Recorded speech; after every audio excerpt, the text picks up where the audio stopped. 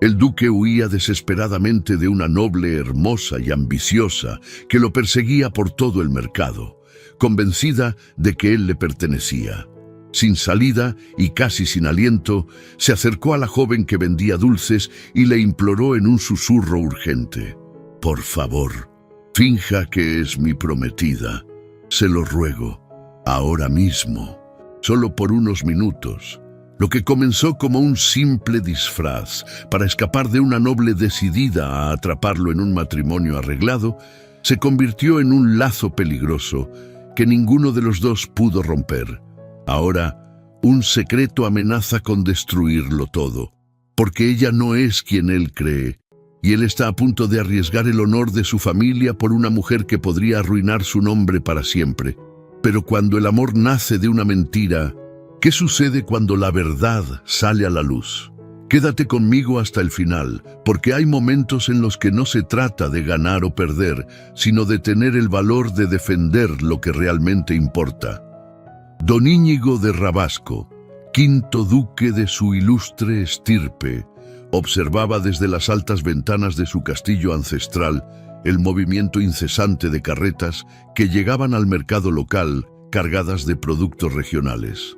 A sus 25 años recién cumplidos, poseía la elegancia natural e innata de la nobleza castellana, pero sus ojos grises como el acero reflejaban un cansancio prematuro y una melancolía profunda.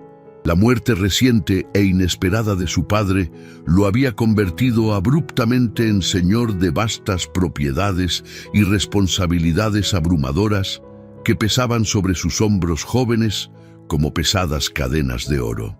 Su Excelencia debe recordar que esta tarde esperamos la visita de doña Verónica Lariz. Le recordó su fiel mayordomo, don Eustaquio, mientras servía el chocolate caliente en una delicada chocolatiera de plata toledana que había pertenecido durante generaciones a la familia ducal. Íñigo suspiró profundamente. La sola mención del nombre de Verónica le provocaba una opresión incómoda en el pecho. La joven noble, hija del influyente marqués de Villarreal, había convertido su cortejo inicial en una persecución elegante pero implacable y sofocante. Sus visitas se habían vuelto inquietantemente frecuentes desde la muerte del duque padre, siempre acompañadas de sutiles pero persistentes referencias a la conveniencia política y económica de una alianza matrimonial entre sus ilustres casas. Doña Magdala, su señora madre, ha comentado repetidamente la importancia vital de asegurar la sucesión ducal. Continuó Eustaquio con la libertad que le daban sus muchos años de servicio leal. El joven duque cerró los ojos con cansancio. Su madre, la duquesa viuda, había transformado el período de luto en una campaña matrimonial discreta, pero persistente e inflexible. Cada comida familiar traía consigo comentarios bien calculados sobre jóvenes damas adecuadas de excelente cuna. Cada visita social se convertía inevitablemente en una evaluación crítica de esposas potenciales. La presión social y familiar era constante, refinada pero asfixiante como un corsé demasiado apretado. Necesito aire fresco y libertad. Iré al mercado del pueblo. Sin escolta ni ceremonia, su excelencia. Sin pompa ni protocolo. Solo como un hombre simple que desea caminar libremente entre su gente. El mercado bullía de vida vibrante y color intenso. Puestos de maderas aromáticas exhibían orgullosos sacos rebosantes del preciado azafrán dorado, cuyo aroma dulce y penetrante se mezclaba deliciosamente con el perfume embriagador del azahar de los naranjos cercanos.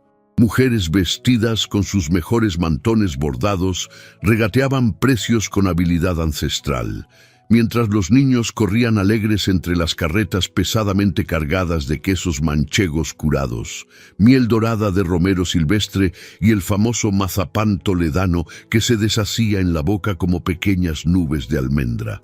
Íñigo caminaba sin rumbo fijo, disfrutando profundamente de la sensación liberadora de ser anónimo entre el pueblo sencillo.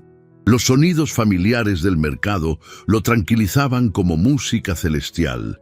el tintineo melodioso de las monedas de plata, las voces roncas que pregonaban sus mercancías, la risa fresca e inocente de las muchachas jóvenes que vendían flores silvestres. Era en momentos como estos cuando sentía que podía respirar libremente, sin el peso asfixiante y constante de su título nobiliario. Fue entonces, en medio de esa tranquilidad momentánea, cuando la vio por primera vez. Junto a un puesto modesto de dulces tradicionales, una joven de aproximadamente 19 años organizaba con delicadeza extrema pequeños paquetes de mazapán envueltos cuidadosamente en papel de seda dorada. Su vestido sencillo de lana color crema, aunque obviamente modesto, tenía un corte que sugería cierta calidad inesperada, pero la forma en que se movía, con cierta timidez natural e instintiva, como si la prenda elegante no fuera completamente suya, llamó poderosamente su atención masculina. Sus cabellos castaños, como castañas maduras, recogidos en un moño bajo que dejaba escapar algunos mechones rebeldes, enmarcaban perfectamente un rostro de facciones delicadas y aristocráticas, donde brillaban con intensidad hipnótica unos ojos extraordinarios del color de la miel oscura de montaña. Había algo misterioso e intrigante en su postura que lo fascinaba irresistiblemente. Mantenía la cabeza ligeramente inclinada con modestia, como si quisiera pasar completamente desapercibida entre la multitud, pero sus gestos al arreglar meticulosamente la mercancía eran precisos y elegantes, como los de alguien que había sido educada para actividades mucho más refinadas que vender dulces caseros en un mercado rural. De pronto, el sonido inconfundible de voces conocidas y aristocráticas lo sobresaltó violentamente. A lo lejos, distinguió las plumas color púrpura intenso del sombrero ostentoso de doña Verónica Lariz, quien se acercaba inexorablemente acompañada de su séquito habitual y una dama de compañía. Sus ojos calculadores ya lo habían localizado entre la multitud y su sonrisa triunfal indicaba una determinación cazadora. Desde niña, Verónica había escuchado de su padre que estaba destinada a ser la futura duquesa de Rabasco, una promesa que había moldeado todos sus sueños y ambiciones, que no presagiaba nada bueno para su tranquilidad. El pánico se apoderó súbitamente de Íñigo. No había escapatoria posible en esa dirección. Las carretas bloqueaban completamente un lado, la multitud densa el otro. En un impulso desesperado e impensado, se dirigió directamente hacia la joven del puesto de dulces, quien en ese momento preciso levantaba la cabeza con expresión curiosa al ver acercarse con paso decidido a un caballero obviamente noble y distinguido. «Disculpe, señorita», murmuró Íñigo con voz urgente pero cortés. «Necesito pedirle un favor que puede parecerle extraño, pero le ruego encarecidamente que confíe en mí». Amalia sintió que el corazón le daba un vuelco violento. La voz profunda del desconocido era grave y elegante, con esa cadencia particular e inconfundible de quien había sido educado desde la cuna en los refinamientos de palacio. Sus ojos grises como tormenta la miraban con una intensidad perturbadora que la desconcertaba profundamente y, al mismo tiempo extraño, la tranquilizaba de manera inexplicable. «¿Qué necesita, don?», preguntó con voz suave, usando instintivamente el tratamiento apropiado que había aprendido de su madre. «Por favor, le suplico que finja ser mi prometida durante unos minutos. Solo hasta que esas personas pasen de largo. Se lo explico todo después, pero ahora mismo estoy...». Se interrumpió abruptamente, consciente de lo completamente absurdo de su petición desesperada. Amalia miró discretamente hacia donde él dirigía la vista con nerviosismo y vio al grupo elegante que se aproximaba con determinación. Algo indefinible en la expresión desesperada pero digna del caballero desconocido la conmovió profundamente. Sin entender completamente por qué, asintió levemente con la cabeza en señal de aceptación. «Gracias», murmuró Íñigo con alivio evidente. y con un gesto tan natural como si lo hubiera hecho 1000 veces, tomó suavemente su mano enguantada en delicado encaje blanco. El contacto físico fue como una descarga de electricidad pura e intensa. Amalia sintió un estremecimiento profundo recorrerle el brazo, lo bastante cálido como para hacerle contener el aliento, y, por la forma en que los ojos grises de él se apagaron un instante en una sombra suave de sorpresa, comprendió que aquel toque también había significado algo para él.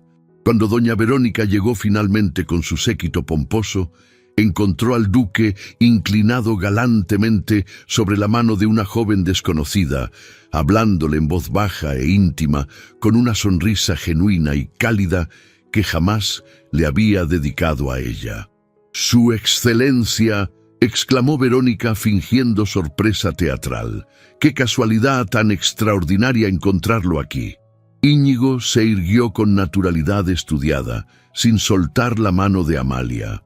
«Doña Verónica, permítame presentarle a mi prometida». Las palabras flotaron en el aire cálido como pétalos de azahar llevados por la brisa primaveral. Verónica palideció visiblemente, evaluando a la joven desconocida de arriba a abajo con ojos críticos y calculadores. Amalia sentía las mejillas arder intensamente, pero mantuvo la compostura con dignidad natural, consciente de que representaba un papel teatral del cual dependía, por alguna razón misteriosa, la tranquilidad del hombre que acababa de conocer. No sabía que su excelencia estuviera comprometido en matrimonio, comentó Verónica con una sonrisa forzada que no llegaba a sus ojos fríos.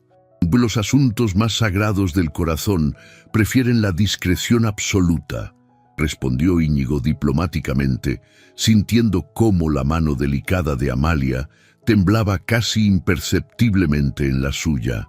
La conversación se extendió unos minutos tensos más, llena de cortesías, medidas y preguntas insinuantes que Amalia sorteó con respuestas breves pero cuidadosas. Finalmente, Verónica se retiró con su séquito, no sin antes dedicarle una mirada afilada que dejaba claro que aquello no terminaría allí. Cuando se alejaron finalmente, Íñigo liberó suavemente la mano de Amalia, pero sus dedos se demoraron más de lo estrictamente necesario en el contacto, como si les costara separarse. «Le debo una explicación profunda y una disculpa sincera.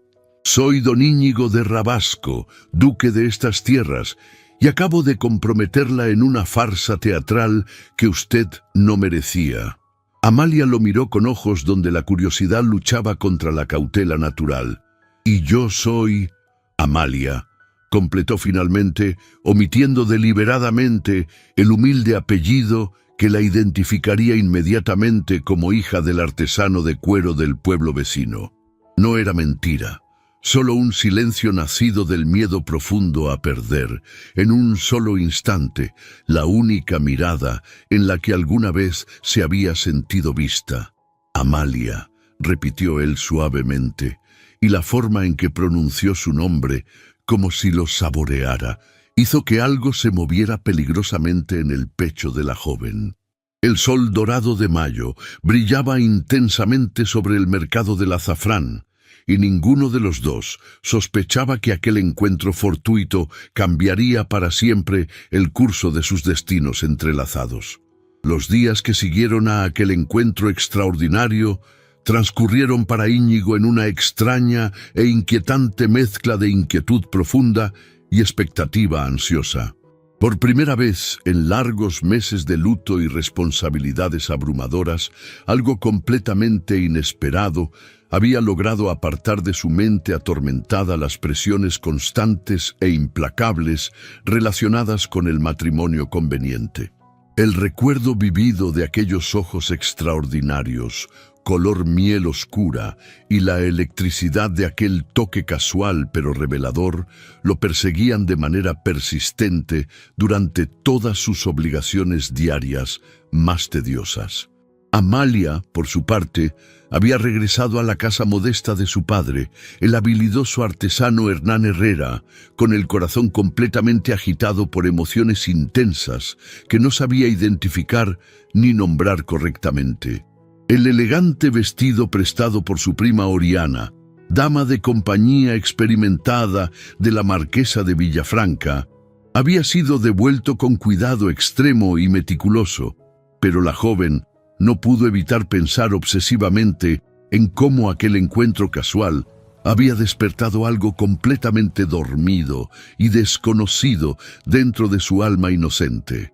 «¿Estás bien, hija querida?», le había preguntado su padre observador aquella noche, notando con preocupación paternal su silencio inusual mientras bordaba distraída junto al fuego crepitante.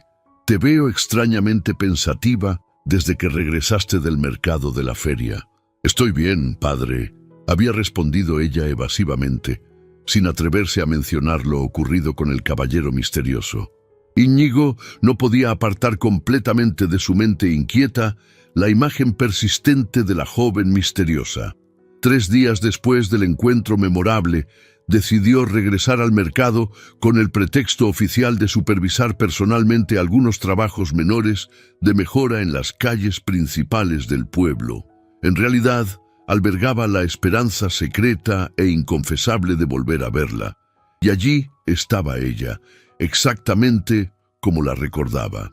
Vestía esta vez un sencillo traje azul marino que evidentemente le pertenecía y que realzaba maravillosamente el color extraordinario de sus ojos expresivos. Ayudaba con paciencia infinita a una anciana encorvada a cargar una cesta pesada, y su gesto espontáneo y generoso confirmaba definitivamente la impresión que Íñigo había tenido sobre su carácter noble. «Buenos días», saludó él acercándose con paso cauteloso pero decidido. Amalia se sobresaltó visiblemente al reconocer inmediatamente la voz grave e inconfundible que había permanecido grabada en sus recuerdos más íntimos. Se volvió lentamente y al verlo allí parado ante ella, sintió de nuevo ese extraño temblor interior, pero esta vez mucho más intenso y perturbador. «Don Íñigo», murmuró ella haciendo una leve reverencia respetuosa. «Por favor, no es necesaria tanta formalidad estricta después del favor extraordinario que me concedió». Caminaron juntos por las calles empedradas, y la conversación fluyó con una naturalidad que sorprendió a ambos. Aún así, había una tensión tranquila que aparecía cada vez que sus miradas se prolongaban más de lo necesario, con cada sonrisa que ninguno terminaba de admitir y con aquellos roces discretos de sus manos que parecían casuales, pero que ninguno olvidaba. Íñigo le preguntó con genuino interés sobre su vida en el pueblo, y Amalia, evitando cuidadosamente revelar demasiados detalles específicos sobre su origen humilde, le habló con pasión de su amor profundo por la lectura voraz y su conocimiento extenso de plantas medicinales que había aprendido pacientemente de su difunta madre sabia. «Es poco común encontrar una dama tan instruida y cultivada», comentó él con admiración evidente. «Pues mi madre creía firmemente que el conocimiento era el único tesoro verdadero que nadie podía arrebatar jamás», respondió Amalia. Recordó vívidamente las palabras de su madre en el lecho de muerte. «Hija mía, tenemos poco oro pero mucha dignidad. Nunca te avergüences de quién eres, pero tampoco dejes de aspirar a ser mejor cada día. El corazón noble no necesita cuna privilegiada». Y en sus palabras había una mezcla conmovedora de orgullo filial y melancolía que tocó algo muy profundo en el corazón sensible del duque. Los encuentros siguientes se volvieron frecuentes y esperados, pero siempre cargados de una tensión irresistible. Íñigo encontraba excusas ingeniosas para visitar el pueblo regularmente, y Amalia, aunque luchaba internamente contra la prudencia que le dictaba alejarse de aquella situación peligrosa, no podía resistirse a aquellas conversaciones maravillosas que la hacían sentir valorada de una manera completamente nueva. Pero había algo mucho más intenso y perturbador, una atracción magnética y poderosa que ninguno de los dos se atrevía a nombrar abiertamente. Cuando él la ayudaba caballerosamente a bajar de una carreta alta, sus manos fuertes se demoraban deliberadamente en su cintura delicada. Cuando ella le ofrecía agua fresca de un manantial cercano, sus dedos se rozaban intencionalmente al entregar el vaso, enviando descargas eléctricas por todo su cuerpo. Cada contacto físico, por mínimo que fuera, se convertía en un pequeño incendio que los dejaba a ambos sin aliento y temblorosos. Una tarde particularmente cálida, mientras paseaban tranquilamente hacia la ermita antigua de San Antonio por el sendero bordeado de olivos centenarios, Íñigo se detuvo junto a una fuente de piedra antigua donde las muchachas del pueblo solían venir a buscar agua fresca. «¿Puedo hacerle una pregunta que quizás sea impertinente?», dijo él con voz ligeramente temblorosa, mirándola con esa intensidad perturbadora que la hacía sonrojar inevitablemente. «Puede preguntar lo que desee», respondió ella con voz que temblaba ligeramente, aunque su corazón latía como tambor de guerra. «¿Siente usted también esta conexión extraña e inexplicable entre nosotros?» El aire pareció espesarse súbitamente entre ellos como miel dorada. Amalia lo miró directamente a los ojos grises y vio en ellos el mismo deseo contenido y poderoso que la atormentaba durante las noches silenciosas. «No debería sentirla», susurró ella con voz apenas audible. «Pero la siente», insistió él, acercándose un paso más, reduciendo peligrosamente la distancia entre sus cuerpos. «Sí», admitió ella apenas audiblemente, como si confesara un pecado mortal. Íñigo alzó lentamente la mano, como si quisiera rozar su rostro con un gesto que pedía permiso, pero se detuvo a pocos centímetros de su piel. La cercanía bastó para que ella sintiera el aire cambiar entre los dos, y Amalia contuvo la respiración al percibir el leve calor que los separaba, una proximidad que no necesitaba tocarla para estremecerla. «No puedo tocarla como deseo desesperadamente», murmuró él con voz ronca, cargada de deseo contenido. «Los códigos sagrados de la decencia, lo sé perfectamente», susurró ella en respuesta, pero significativamente no se alejó ni un centímetro de él. Se quedaron así durante minutos eternos, completamente inmóviles como estatuas, el aire cargado de deseo contenido y promesas no pronunciadas, hasta que el sonido lejano de voces campesinas los devolvió bruscamente a la realidad del mundo. La noche mágica de San Juan llegó finalmente con un cielo estrellado espectacular y el aroma embriagador a romero y retama que los campesinos echaban ritualmente al fuego sagrado para purificar el aire de malos espíritus. Todo el pueblo se había reunido festivamente en la Plaza Mayor, donde ardía una hoguera gigantesca e hipnótica que proyectaba sombras danzantes sobre las paredes encaladas de las casas antiguas. Íñigo había llegado completamente solo, sin escolta ni ceremonia oficial, vestido con ropas sencillas que lo hacían pasar por un hidalgo rural cualquiera. Buscó ansiosamente con la mirada a Amalia entre la multitud festiva y la encontró al otro lado de la hoguera crepitante, vestida con una falda de lino blanco inmaculado y una blusa bordada que le daba un aire casi etéreo bajo la luz dorada e hipnótica del fuego sagrado.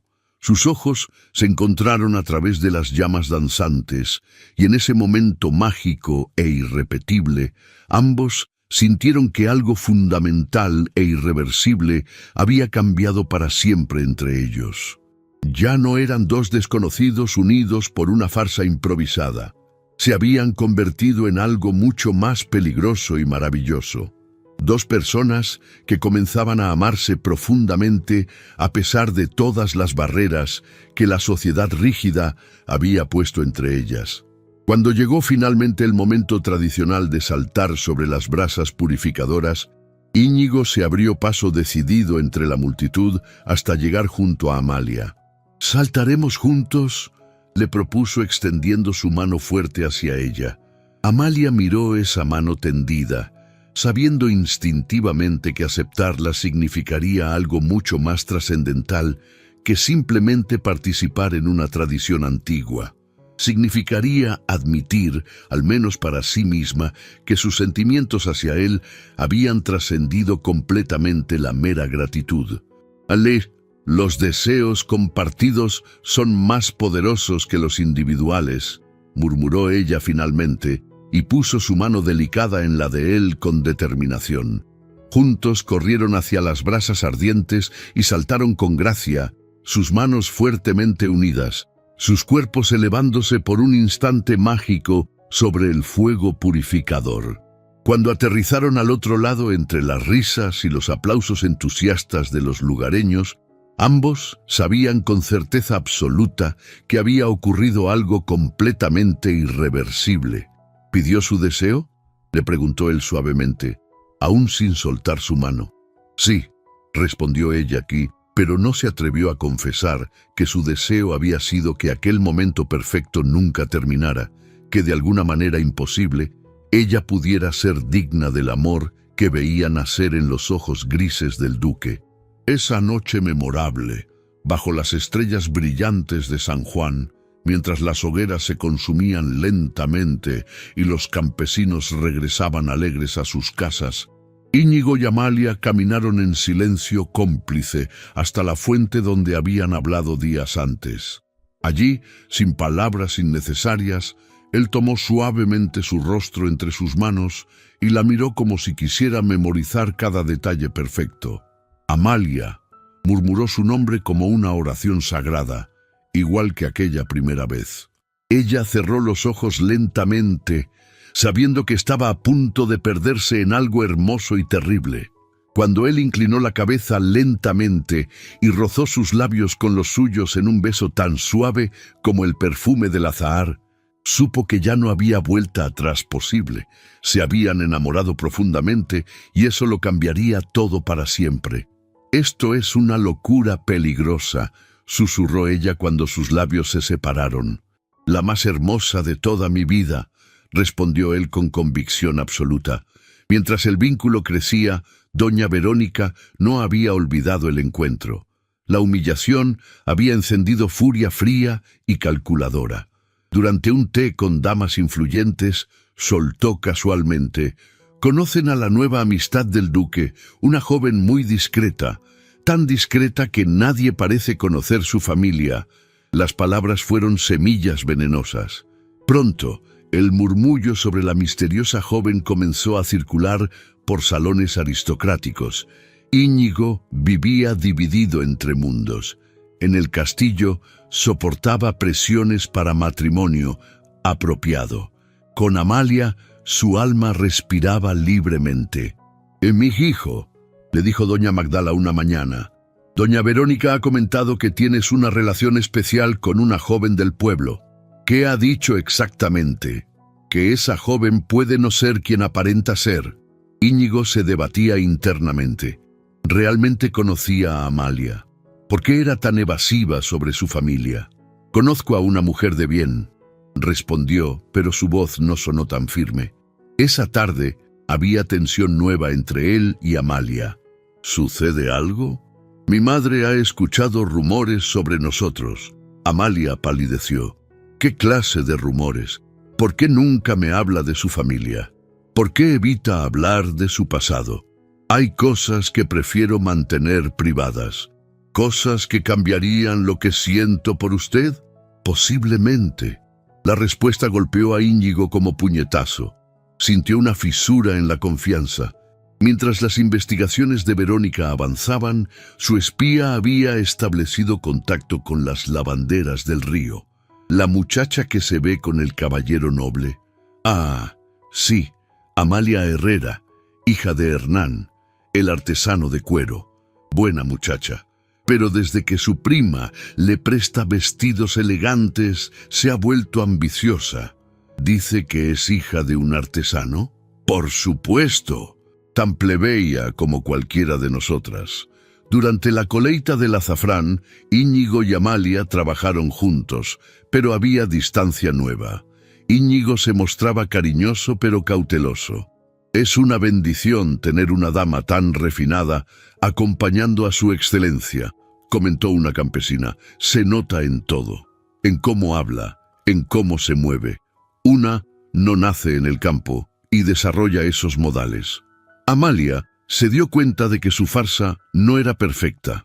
Si una mujer simple podía notarlo, ¿cuánto tiempo antes de que otros sospecharan? El primer falso triunfo llegó en agosto. Íñigo había llegado a una conclusión que lo tranquilizó.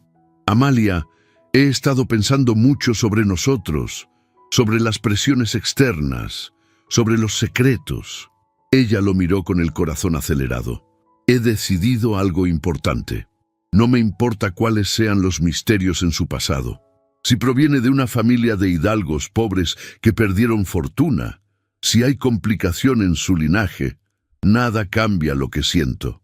Amalia sintió mezcla de alivio y terror. Él había creado su propia explicación que la hacía aceptable según códigos aristocráticos. Y ella, incapaz de destruir la única realidad donde podían existir juntos, permitió que esa suposición viviera un poco más. «¿Estás seguro?» «Completamente. Estoy dispuesto a luchar por nosotros, sin importar las dificultades». Era el momento perfecto para confesarlo todo. Pero las palabras se negaron a salir. Mientras se besaban bajo los naranjos, Amalia sintió que volaba y se hundía.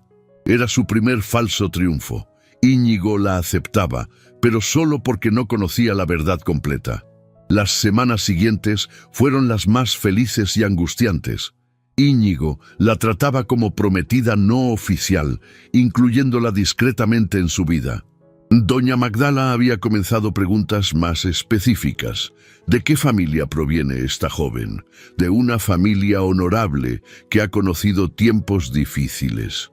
Durante un té con la duquesa, Verónica introdujo el tema con delicadeza venenosa.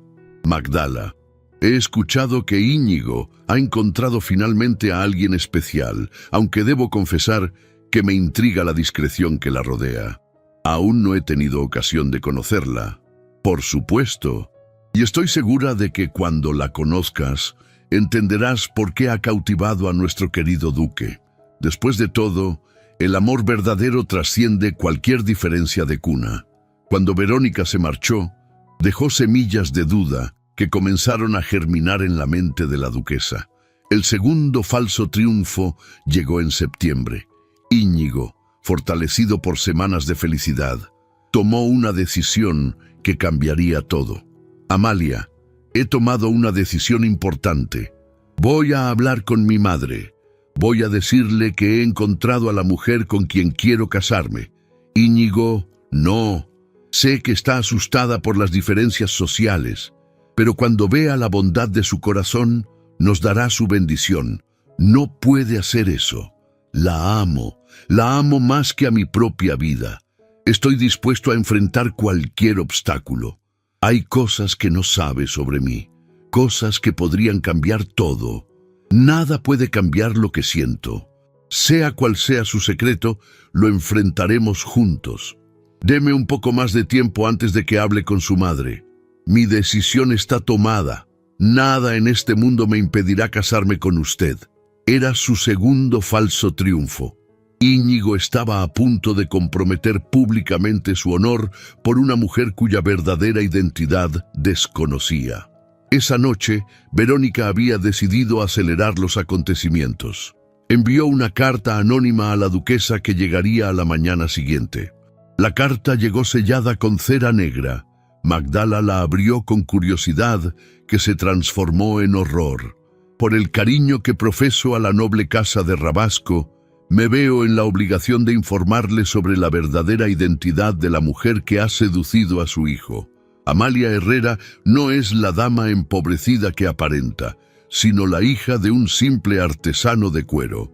Ha estado engañando al duque, haciéndose pasar por noble mediante vestidos prestados. Cuando finalmente las palabras penetraron, sintió que le faltaba el aire». La duquesa cerró los ojos, recordando las palabras amargas de su propia madre años atrás. Una mujer noble no puede permitirse el lujo de amar libremente. Magdala. Nuestro deber es preservar el linaje.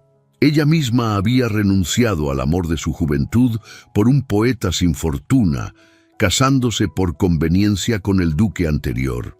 Ahora, viendo a su hijo repetir su propia historia pero al revés, sintió que todas sus renuncias habían sido en vano si él arruinaría todo por una plebeya.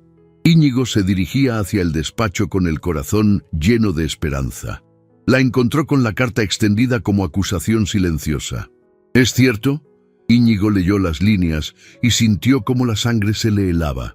¿De dónde ha salido esto? ¿Es cierto que esa mujer es hija de un artesano que te ha estado engañando? Técnicamente, él no sabía la verdad completa. Había asumido, creído, construido una historia, pero Amalia nunca se había identificado claramente. Tu silencio me da la respuesta. ¿Cómo pudiste permitir que una aventurera te engañara?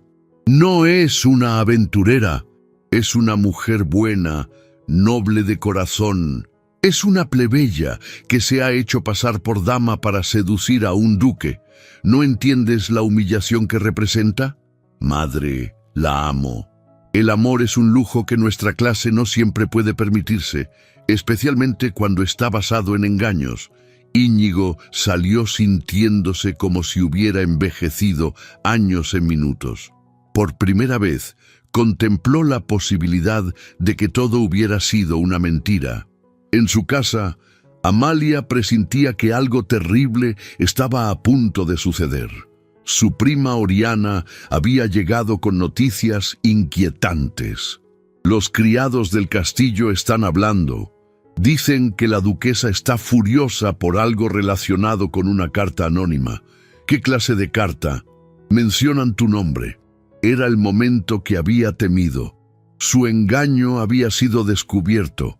Esa tarde, cuando Íñigo llegó a su encuentro, Amalia supo por su expresión que todo había terminado. Es cierto. Sí, la palabra cayó como lápida. Íñigo sintió que algo se rompía en su pecho. ¿Por qué?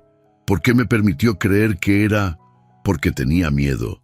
Miedo de que si conocía la verdad, me despreciaría como está haciendo ahora. No la desprecio, solo necesito entender. ¿Todo ha sido mentira? ¿Sus sentimientos también? No, mis sentimientos son lo único verdadero. La amo más que a mi propia vida. Pero no confió en mí lo suficiente como para decirme la verdad. Íñigo se alejó, dándole la espalda. Necesito tiempo. No puedo estar cerca de usted ahora. Se alejó sin mirar atrás, dejando a Amalia sola con el corazón hecho pedazos. Los días siguientes fueron los más oscuros en la vida de ambos.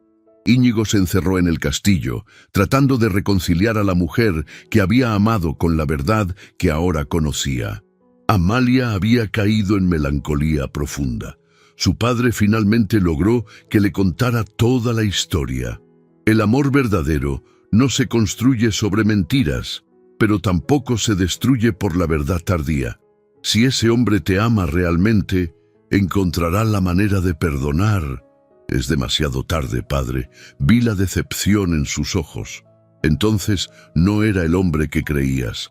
Un verdadero noble de corazón ama a la persona, no a su cuna. En el castillo, la presión social hacía mella en Íñigo. Su madre le presentaba diariamente jóvenes de familias aristocráticas.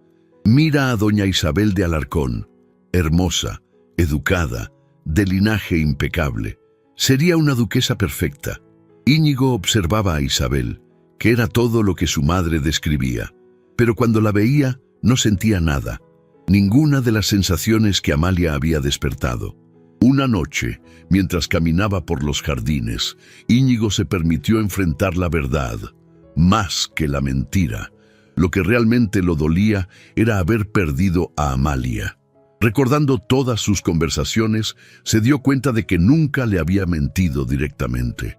Había sido evasiva, pero cuando él construyó su explicación, ella no la había confirmado conscientemente.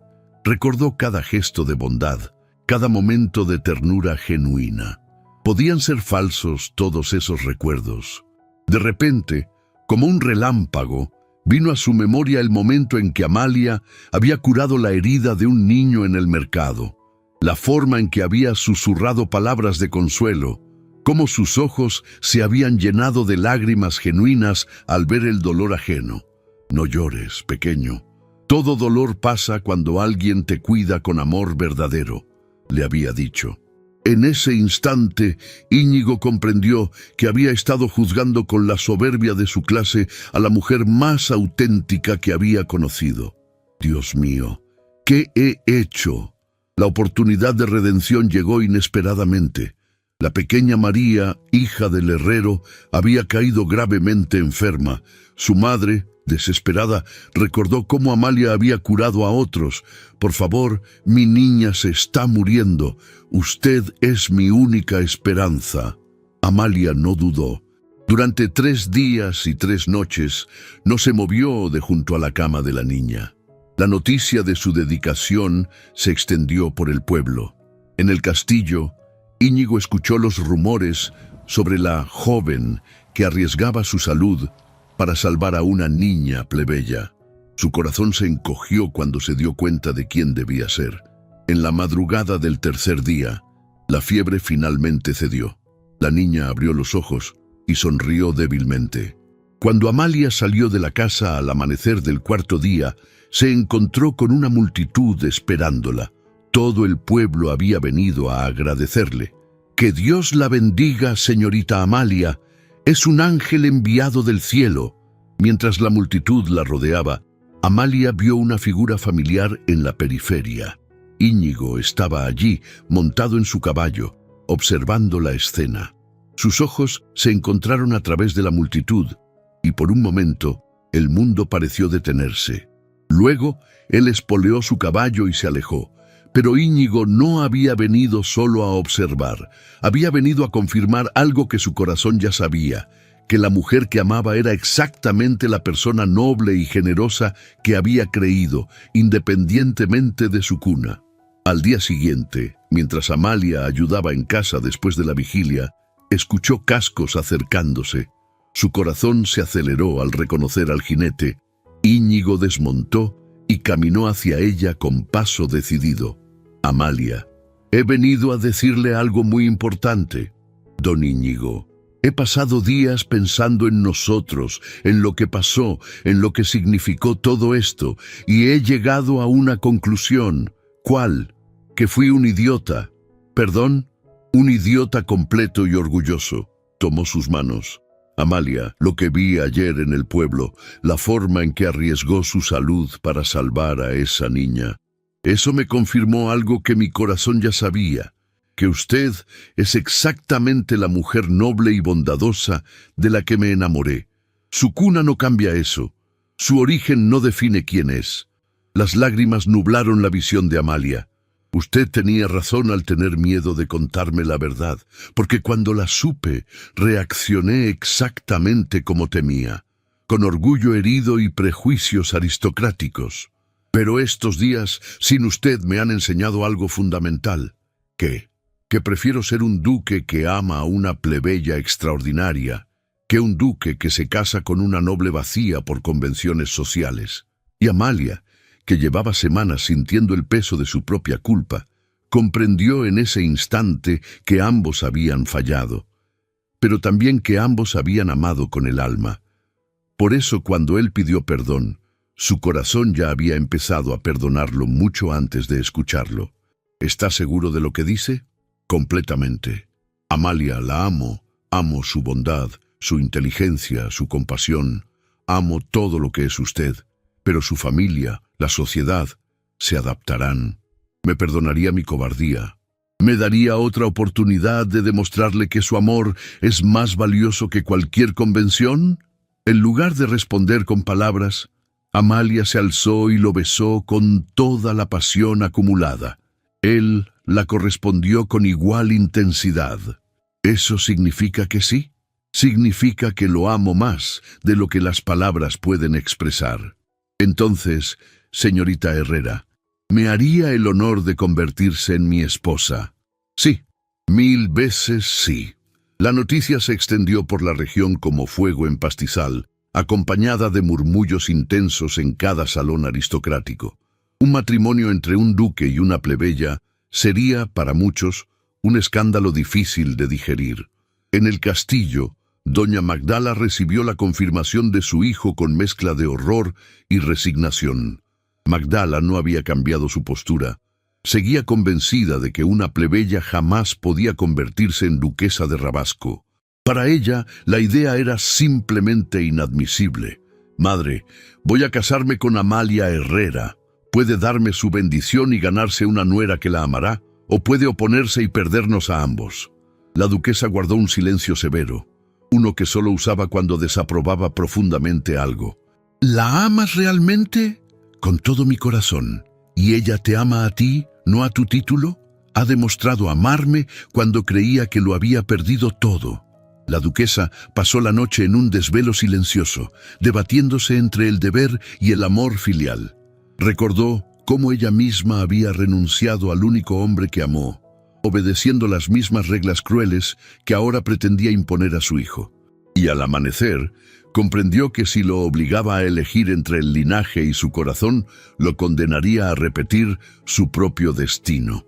«Entonces, supongo que tendré que conocer a mi futura nuera».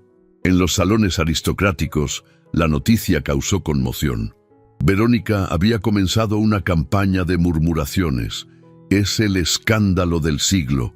Un duque que se rebaja a casarse con una plebeya». Pero para su sorpresa, no todos compartían su indignación. Algunas voces expresaban admiración por el coraje romántico del duque. «Qué maravilloso que alguien se case por amor verdadero». Después de conocer personalmente a Amalia, Magdala había quedado sorprendida por su gracia natural, inteligencia y bondad genuina. Tal vez esta familia necesitaba exactamente lo que Amalia puede aportar: humildad, conexión con el pueblo y un corazón no corrompido por los vicios aristocráticos. La ceremonia se celebró en octubre, en la capilla del castillo. Amalia caminó hacia el altar del brazo de su padre, vestida con seda marfil que le pertenecía completamente, regalo de Magdala. Cuando Íñigo la vio avanzar, sintió que el corazón se le detenía. No era solo su belleza, sino la luz de felicidad pura que irradiaba. Los votos fueron especialmente emotivos. «Amalia, te prometo amar no solo a la mujer que eres hoy, sino a la que serás mañana. Te prometo respetar tu bondad, nutrir tu inteligencia, proteger tu corazón. Te prometo ser digno del amor que me das. Íñigo, te prometo amar no al duque, sino al hombre que veo en tus ojos. Te prometo ser compañera en tus alegrías, consuelo en tus tristezas. Te prometo honrar tu familia y mi propio origen, manteniendo la humildad que me enseñó a valorar lo verdaderamente importante». La celebración que siguió fue única. Nobles y plebeyos compartieron mesa por primera vez. Músicos del pueblo tocaron junto a los de la corte. Campesinos bailaron con damas. Al caer la noche, en el balcón que daba a los campos de azafrán, Amalia se detuvo. «¿En qué piensa, mi duquesa? En que hace meses era solo una hija de artesano que vendía dulces y ahora es la mujer más hermosa y noble que conozco y mi esposa. ¿Cree que nuestros hijos entenderán la historia de cómo nos conocimos? Espero que se sientan orgullosos.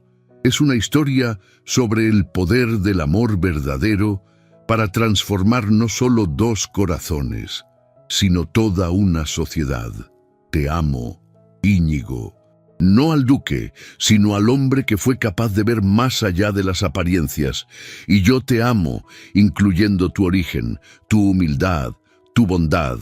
Eso es lo que me enamoró desde el primer momento». Se besaron bajo el cielo estrellado, sabiendo que habían logrado algo extraordinario: mantener vivo el amor verdadero a pesar de todos los obstáculos. En los campos donde el azafrán dorado seguiría floreciendo año tras año como símbolo eterno de su amor, comenzó una nueva era llena de esperanza para el ducado de Rabasco. Una era revolucionaria donde el valor verdadero de una persona se mediría no por su cuna privilegiada, sino por la nobleza auténtica de su corazón generoso. Si esta historia te tocó el corazón, me encantará saberlo. Cuéntame en los comentarios qué momento te hizo suspirar, temblar o emocionarte de verdad. Y si estuviste conmigo hasta el último latido de este romance, escribe eterno en los comentarios. Antes de irte, pasa por el comentario fijado. Allí te dejé una pequeña selección de otras historias de época para seguir soñando. Gracias por compartir este instante conmigo. Que Dios te bendiga siempre.